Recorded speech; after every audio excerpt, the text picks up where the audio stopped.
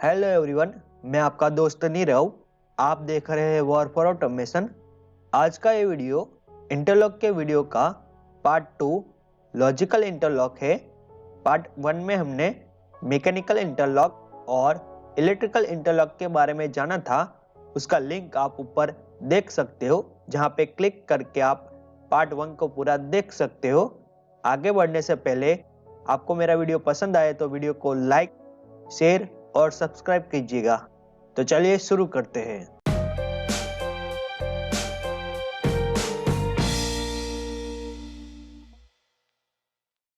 Logical interlock को digital interlock भी बोला जाता है।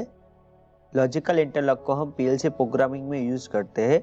यहाँ पे हम पीएलसी प्रोग्रामिंग में लेडर लैंग्वेज में यूज करने वाले हैं। लॉजिकल इंटरलॉक इनपुट को यूज करके भी किया जाता है, आउटपुट को यूज करके भी किया जाता है और रिक्वायरमेंट के अकॉर्डिंग इनपुट और आउटपुट दोनों को यूज करके भी किया जाता है। यहाँ पे मैं आपको एक इनपुट इंटरलॉकिंग का एग्जांपल दिखाता हूँ। यहाँ पे आप देख सकते हो, दो स्विच दी गई है और दो लैंप दिए गए हैं। जब मैं स्विच 1 ऑन करूँगा तब मेरा लैंप 1 ऑन होगा। जब मैं स्विच 1 ऑफ करूँगा तब भी मेरा लैंप 1 ऑन ही रहेगा। जब स्विच 2 में ऑन करूँगा तब मेरा लैंप 1 ऑफ हो जाएगा और लैंप 2 ऑन होगा। जब स्विच 2 में ऑफ करूँगा तब भी मेरा लैंप 2 ऑन ही रहेगा। जब स्विच 1 में ऑन करता हूँ तब मेरा लैंप 2 ऑफ और लैंप 1 ऑन होना चाहिए। अब हम इसके लॉजिक को पीएलसी प्रोग्रामिंग में इम्प्लीमेंट करते हैं। यहाँ पे आप देख सकते हो, मैंने RS लॉजिक 500 को ओपन करके रखा हुआ है। अब हमें यहाँ पे इनपुट इंटरलॉकिंग के लिए लॉजिक डेवलप करना है। यहाँ पे मैं राइट क्लिक करके इंसर्ट रन करता हूँ। यहाँ से मैं इनपुट आउटपुट ले लेता हूँ। यहाँ पे मैं वापस से इंसर्ट रन करूँगा, इनपुट और आउटपुट ले लूँगा। अब यहाँ पे हमें इनपुट और आउटपुट को डिफाइन करना है। तो यहाँ पे मैं डेटा फाइल में इनपुट इमेज टेबल में जाके ड्रैग एंड ड्रॉप करके इनपुट को डिफाइन करूँगा।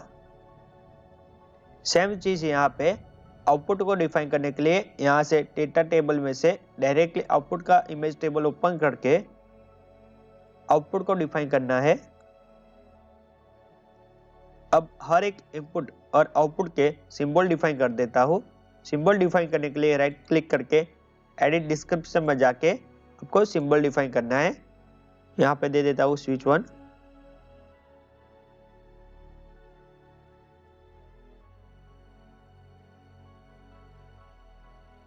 अब यहाँ पे हमें जब इनपुट ऑन करूँ तब आउटपुट ऑन होना चाहिए। जब इनपुट ऑफ कर दूँ तब भी आपका आउटपुट ऑन ही रहना चाहिए। उसके लिए होल्ड ऑन लॉजिक को डेवलप करना पड़ेगा। तो यहाँ पे मैं होल्ड ऑन लॉजिक डेवलप करता हूँ। होल्ड ऑन लॉजिक कैसे डेवलप करते हैं ऑलरेडी मैंने वीडियो बना के रखा हुआ है। आप मेरी प्रोफाइल में जाके वीडियो देख सकते हो। सेम दूसरे लॉजिक में भी हमें सेम ही करना है। अब हमें जब स्विच 2 ऑन करूं तब लैंप 1 ऑफ होना चाहिए।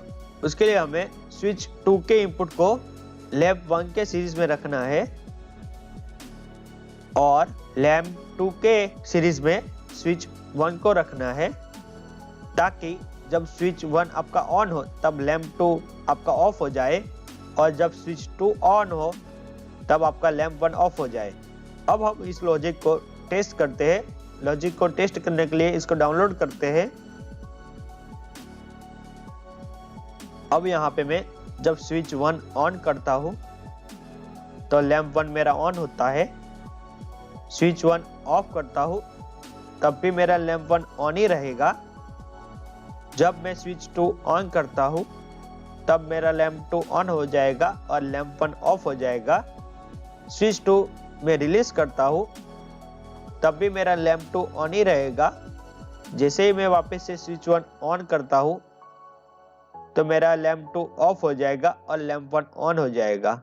इसे 2 स्टेज इंटरलॉकिंग भी बोला जाता है। अब हम यहाँ पे 3 स्टेज इनपुट इंटरलॉकिंग देखेंगे। यहाँ पे आप 3 स्टेज इनपुट इंटरलॉक का प्रोग्राम देख सकते हो। यहाँ पे मैं जब स्विच 1 ऑन करता हूँ, लैंप 1 मेरा ऑन होगा। स्विच 1 में ऑफ करता हूँ तब भी मेरा लैंप 1 ऑन ही रहेगा। अब यहाँ पे स्विच 2 या स्विच 3 दोनों में से मैं कोई भी स्विच ऑन करता हूँ तो लैंप 1 मेरा ऑफ हो जाएगा और जो स्विच ऑन की है उसके सामने वाला आउटपुट ऑन हो जाएगा। यहाँ पे मैं स्विच 3 ऑन करता हूँ तो मेरा लैंप 1 ऑफ हो गया और लैंप 3 ऑन हो गया। स्विच 3 को मैं रिलीज करता हूँ तब भी मेरा लैंप 3 ऑन ही रहेगा।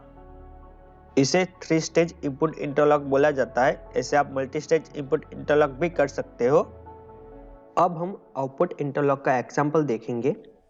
आउटपुट इंटरलॉक के एग्जांपल के लिए हम इलेक्ट्रिकल इंटरलॉक में जो मोटर फॉरवर्ड मोटर रिवर्स का एग्जांपल यूज किया था वही यूज करेंगे। सबसे पहले हमें as per control wiring diagram input और आउटपुट को यूज करके प्रोग्राम बनाना है। As per control wiring diagram सबसे पहले मुझे OLR यूज करना है, तो यहाँ पे मैं OLR के लिए एक NC इनपुट ले लेता हूँ। OLR को एड्रेस डिफाइन कर देता हूँ। अब मैं इसका सिंबल डिफाइन कर देता हूँ। अब हमें as per control wiring diagram stop PB use करना है और उसको भी इनपुट डिफाइन करना है और उसको भी हमें सिंबल डिफाइन करना है। As per control wiring diagram अब हमें दो पुश बटन लेने हैं, स्टार्ट फॉरवर्ड और स्टार्ट रिवर्स, और दो आउटपुट लेने हैं, मोटर फॉरवर्ड और मोटर रिवर्स। तो यहाँ पे मैं दो इनपुट और दो आउटपुट यूज कर लेता हूँ।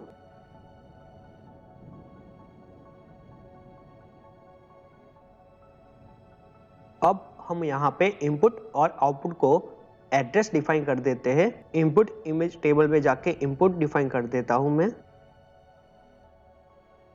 और आउटपुट इमेज टेबल में जाके आउटपुट डिफाइन कर देता हूँ। अब हम सबको सिंबल डिफाइन कर देते हैं।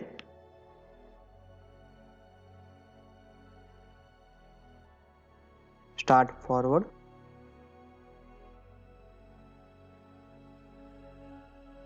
Start reverse,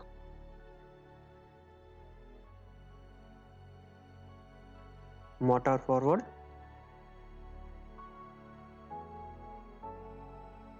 motor reverse.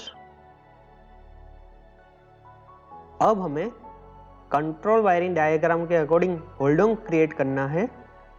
तो यहाँ पे मैं स्टार्ट फॉरवर्ड के पैरेलल में मोटर फॉरवर्ड को होल्ड करूंगा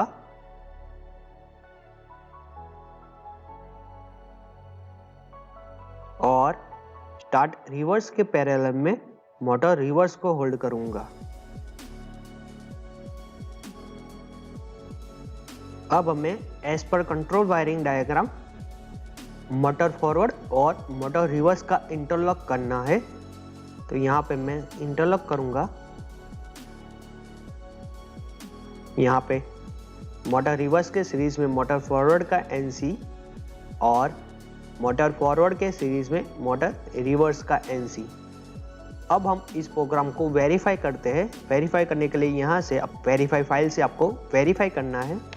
आप नीचे डाउन साइड में देख सकते हो कोई एरर नहीं है यहाँ पे।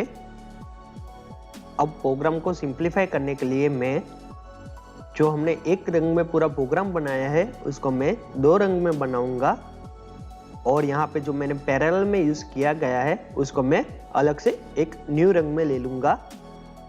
यहाँ से मैं इंसर्ट रंग करूंगा और यहाँ पे जो हमने बनाया हुआ है सेम लॉजिक यहाँ पे मैं वापस से बना दूंगा।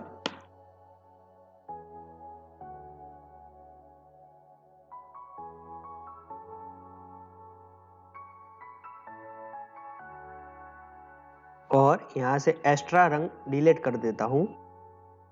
अभी हमें जो OLR और स्टॉप बटन था वो सेम यहाँ पे भी यूज करने पड़ेंगे। तो यहाँ से मैं OLR और स्टॉप बटन यहाँ पे ले लेता हूँ। अब इस प्रोग्राम को हम वेरीफाई करते हैं। यहाँ पे नो एरर इंडिकेट हो रहा है। जो पहले मैंने प्रोग्राम बनाया वो भी सही था, जो अब बनाया है वो भी सही है, ये आपको इजीली अंडरस्टैंड हो इसके लिए मैंने ये प्रोग्राम 2 रंग में बनाया है। अब हम इस प्रोग्राम को डाउनलोड करके चेक करते हैं। प्रोग्राम हमारा रन मोड में आ गया है। अब हम प्रोग्राम को चेक करते हैं। यहाँ से मैं जब स्टार्ट फॉरवर्ड को प्रेस करता हूँ तो मेरा मोटर फॉरवर्ड ऑन होता है। स्टार्ट फॉरवर्ड को मैं रिलीज करता हूँ तब भी मेरा मोटर फॉरवर्ड ऑन ही रहेगा। स्टार्ट रिवर्स जब मैं प्रेस करूंगा तो मेरा मोटर रिवर्स ऑन नहीं होगा। रिलीज करने पे भी वो ऑफ ही रहेगा। तो as per control wiring diagram हमें स्टार्ट फॉरवर्ड में से स्टार्ट रिवर्स ऑन करने के लिए सबसे पहले स्टॉप बटन को प्रेस करना जरूरी है। तो यहाँ से मैं जब स्टॉप बटन प्रेस करता हूँ तो मेरा मोटर फॉरवर्ड ऑफ होता है।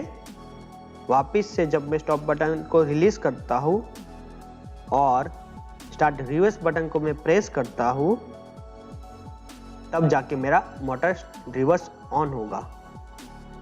स्टार्ट रिवर्स बटन को मैं रिलीज करता हूँ तब भी मेरा मोटर रिवर्स ऑन ही रहेगा। वापस से हमें मोटर फॉरवर्ड ऑन करने के लिए स्टॉप बटन को प्रेस करना जरूरी है। वापस से रिलीज करने के बाद जिस डायरेक्शन में हमें मोटर को ऑपरेट करना है उस डायरेक्शन वाला पुश बटन आपको यूज करना पड़ेगा। फॉरवर्ड प्रेस करने पे मोटर फॉरवर्ड ऑन होता है। रिलीज पे भी ऑन ही रहेगा और स्टार्ट रिवर्स बटन प्रेस करने पे मोटर रिवर्स ऑन नहीं होगा, क्योंकि यहाँ पे जो मोटर फॉरवर्ड ऑन है उसका एनसी एड्रेस यहाँ पे मोटर रिवर्स के सीरीज में लिया गया है। जब आपका मोटर फॉरवर्ड ऑफ होगा उसके बाद ही आपका मोटर रिवर्स ऑन होगा। दोनों मोटर फॉरवर्ड डायरेक्शन और मोटर रिवर्स डायरेक्शन एक साथ में कभी ऑन नहीं होंगे। यहाँ पे उन दोनों के बीच में इंटरलॉक किया गया है। अब यहाँ पे मैं जब स्टॉप बटन प्रेस करता हूँ और रिलीज करता हूँ तो यहाँ पे आप देख सकते हो start reverse button already press ही था तो मेरा मोटर रिवर्स ऑटोमेटिक ऑन हो गया। तो ये है आउटपुट इंटरलॉकिंग का एग्जांपल। यहाँ पे हमने आउटपुट को यूज करके इंटरलॉक किया गया है। इनपुट और आउटपुट का यूज करके आप अपने हिसाब से अपनी रिक्वायरमेंट के अकॉर्डिंग प्रोग्राम में इंटरलॉक का लॉजिक डेवलप कर सकते हो। Thank you for watching this video. Thank you so much.